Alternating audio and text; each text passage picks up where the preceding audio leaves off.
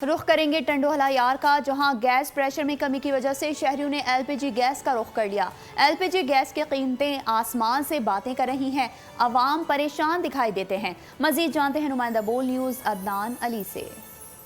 बिल्कुल, टंडोवाला यार्ड में gas pressure ना होने की वजह से एलपीजी की गैस में जो है दिन ब दिन इजाफा होता जा रहा है। इस हवाले से हमारे साथ एक शहरी मौजूद है, इनसे जानते हैं। आप बताएं हमें कि गैस ना होने की वजह से आपको किन मुश्किलात का सामना है? गैस ना होने से मुश्किलात का सामना ये है कि अब ये सर्दियाँ आई नहीं हैं और गैस आ नहीं रहा है। दूसरा एलपीजी बंदा जो यूज़ करता है वो पहले 2500 का होता था, अब वो 3200, 2300, 3300 इस तरीके का हो रहा है। तो जिस तरह सर्दियाँ बढ़ रही है, गैस भी जा रहा है और एलपीजी भी महंगा हो गया है।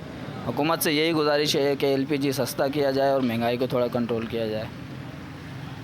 अजीब, आपने इनकी बात सुनी। इनका यही कहना था कि दिन ब दिन जो है एलपीजी की कीमतों में इजाफा होता जा रहा है। इसी तरह से अगर चलता रहा तो ये हमें एलपीजी का भी जो है कोई मेमो बदल ढूंढना पड़ेगा।